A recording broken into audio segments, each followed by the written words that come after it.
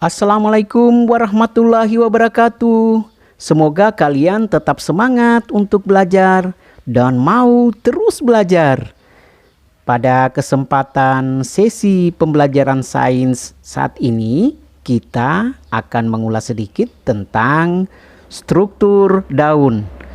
Daun memiliki komponen-komponen penyusun dengan fungsi yang berbeda-beda yang dapat menopang kegiatan fungsi daripada tanaman secara umum.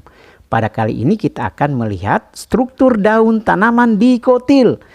Pada sisi bagian atas ada lapisan tipis yang disebut dengan kutikula. Pada bagian ini biasanya terdapat komponen tambahan seperti lapisan lilin atau rambut-rambut yang sangat halus yang berada pada sisi atas tanaman. Di bagian bawahnya itu terdapat jaringan epidermis atas. Baik kutikula maupun jaringan ini sama-sama berfungsi sebagai pelindung sel-sel yang ada pada bagian bawah.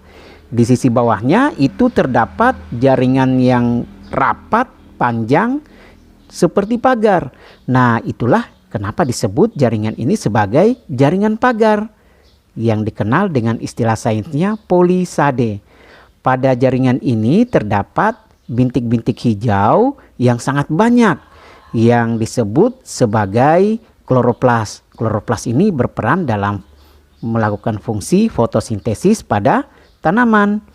Kemudian di sisi bagian bawahnya ada jaringan yang disusun oleh sel-sel yang sangat kecil dengan bentuk sel yang beragam, menyerupai spons karena memiliki rongga-rongga.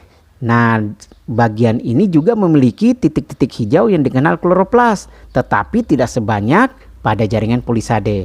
Jaringan ini disebut dengan jaringan spons atau bunga karang.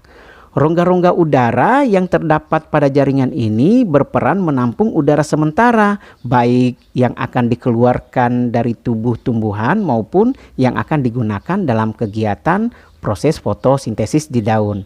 Kemudian di jaringan ini memiliki jaringan lain, yaitu jaringan pengangkut yang terdiri dari xilem yang mengangkut air dan garam-garam mineral dan floem yang mengangkut hasil fotosintesis. Di bagian bawahnya ada lapisan penutup yang disebut epidermis bawah. Fungsinya sama seperti epidermis atas, yaitu sebagai pelindung. Uniknya di bagian ini memiliki stomata atau mulut daun sebagai evaporasi uap air yang dikenal dengan istilah transpirasi tumbuhan. Nah, itulah komponen-komponen penyusun struktur daun tanaman dikotil. Semoga kalian bisa mengambil manfaat dari kegiatan pembelajaran hari ini, khususnya menambah pengetahuan kalian tentang ilmu tumbuhan.